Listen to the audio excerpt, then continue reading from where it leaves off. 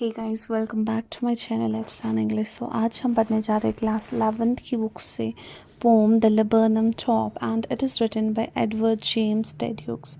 So let me tell you about the author.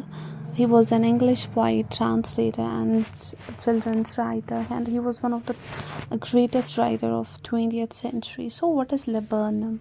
laburnum जो है वो एक छोटा सा ट्री है जिसमें हैंगिंग ब्रांच रहते हैं और येलो कलर के फ्लावर्स होते हैं और पॉइजनस सीड्स होते हैं. ऑलराइट, सो ये जो पोम है it revolves around a laburnum tree and a gold Finch bird. Gold Finch bird एक ऐसा छोटा सा सिंगिंग बर्ड होता है जिसके येलो फेदर्स होते हैं और ब्लैक कलर का एक स्ट्राइप होता है. ऑलराइट, सो यहाँ पे जो पॉइंट है वो हमें बोलने की कोशिश कर रहा है it is between the repaying relationship between the two.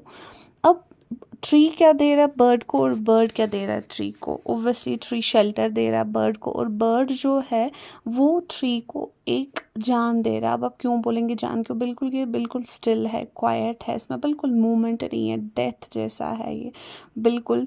तो वो एक रिपेइंग रिलेशनशिप दिखाया गया है और ये डिस्क्राइब करता है कि लेबर्नम ट्री जो है कितना खूबसूरत है. और यहाँ पे येलो सितंबर का इस्तेमाल किया है बिकॉज़ ऑटम का समय है और यहाँ पे जो ट्री है इसमें बर्ड का नेस्ट है. ठीक है, उसके जो छोटे छोटे बच्चे हैं वो साउंड करते हैं, उनकी जो छोटी छोटी आवाज़ें होती है, चिरपिंग्स होती है, उससे एक मूवमेंट आ जाती है ट्री में. ठीक है, तो वही एक रिलेशनशिप दिखाया गया है. और जब वहाँ से जो ये गोल्डफिंच बर्ड चली जाती है अपने बच्चों के लिए खाना ढूंढने के लिए, वो फिर से वैसे ही हो जाता है, बिल्कुल quiet and still. So let's get started with the explanation of the poem. Alright, the laburnum top is silent, quiet, still in the afternoon yellow, September sunlight, a few leaves yellowing, all its seeds fallen. तो पहले हमें बोला गया है कि जो laburnum top है, जो ट्री का टॉप वाला हिस्सा है, बिल्कुल साइलेंट और क्वाइट है.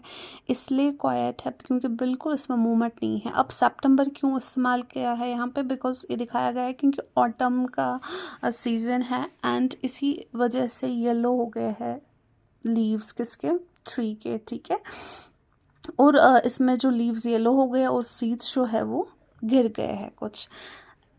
बिल्कुल साइलेंट है और बिल्कुल इसमें बिल्कुल भी मूवमेंट नहीं है. ठीक है, ऐसे मरा हुआ लग रहा है ये ट्री.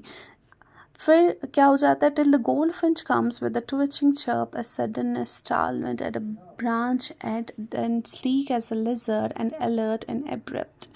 अब क्या हो जाता है, ये तब तक साइलेंट रहता है जब तक इसमें गोल्ड फिंच आती है. गोल्ड फिंच क्या है, एक छोटे से बर्ड है, येलो कलर के फेदर्स होते हैं. ठीक है, और एक ब्लैक कलर का स्ट्राइप होता है. ठीक है, उसमें तो अचानक से उसमें एक मूवमेंट आ जाती है, एक सडन जर्क आ जाता है, एक सडन मूवमेंट, ट्विचिंग चिप, एक सडन सा साउंड आ जाता है. एंड स्टार्टमेंट का मतलब होता है एक शॉक जैसा लगता है, बिल्कुल कुछ एक रुकी हुई चीज़ है और उसमें कुछ अचानक से चीज़ आ जाती है तो उसमें एक सडननेस आ जाती है. और वो पहले ट्री के ब्रांच एंड पे बाहर वाले हिस्से पे बैठती है और उसको यहाँ पे किया गया है कंपेयर लिजर्ड से. लिजर्ड जो होती है बिल्कुल स्लीक होती है, दैट मीन्स ग्लॉसी होती है, अलर्ट भी होती है और एब्रप्ट दैट मीन्स रैपिड होती है. ठीक है, जब हम उसको टच करने की कोशिश करते हैं तो वो भाग जाती है. तो यहाँ पे बर्ड भी वैसे ही है, बिल्कुल लिजर्ड की तरफ स्लीक है, अलर्ट है, रैपिड है. जो ही वो थिकनेस का मतलब होता है जो अंदर चली जाती है, किसके अंदर, ट्री के अंदर, जो गना सा होता है अंदर से, ऐसे लगता है, अपना नेस्ट होता है उसको वहाँ पे, ऐसे लगता है जैसे एक मशीन स्टार्ट हुई है चिटलिंग्स की. ठीक है, बिल्कुल वहाँ पे शोर हो जाता है.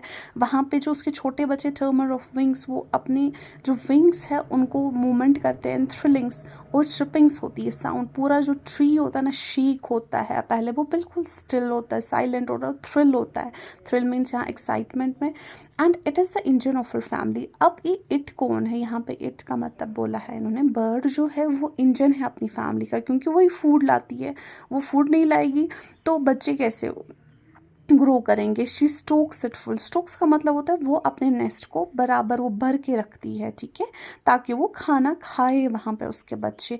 Then flirts out to the branch at showing her barred face identity mask. फिर वो वहाँ से निकल आ जाती है, अपने बच्चों को खाना देती है, फिर से उस ब्रांच एट पे बैठती है और अपना बार्ड फेस का मतलब होता है उसकी जो आइडेंटिटी है, जो मैंने आपको बोला कि ब्लैक कलर का स्ट्राइप है, वहाँ पे बैठ जाती है. Then with every delicate whistle strip whispering she launch away towards the infinite. वो एरी सा स्ट्रेन सा माहौल हो जाता है, वहाँ पे बिल्कुल विस्परिंग छोटी छोटी वो बिल्कुल धीमी धीमी वो आवाज़ें आती है, वहाँ से निकल जाती है इन्फिनिट का यहाँ पे मतलब वो, तो वो आसमान की तरफ वापस उड़ जाती है फिर से खाना ढूंढने के लिए। और लेबनम जो है सबसाइड्स टू एम्प्टी, फिर से वो वैसा ही बिल्कुल क्वाइट एंड स्टिल हो जाता है। पोइटिक डिवाइसेस का भी यूज़ हुआ है, फॉर एग्जांपल एलिट्रेशन है, जहाँ पे आपको पता है रिपीटेशन ऑफ कंसोनेंट साउंड होता है, जैसे कि September sunlight, tree trembles the thickness. Another one is simile like comparison between two things using like और एज, जहाँ पे बर्ड को कंपेयर किया गया है as lizard, and metaphor it's an indirect comparison between the things, जैसे she enters the thickness and a machine, it is the engine of her family, as you know engine तो वो हो नहीं सकता है, तो यहाँ पे कंपेयर किया गया। अनदर वन इज पर्सोनिफिकेशन, जहाँ पे हम human qualities non living things को देते, जैसे the whole tree trembles and thrills, ऐसे ट्री न थ्रिल होता है न ट्रम्बल होता है। That's all for today, do subscribe share and like.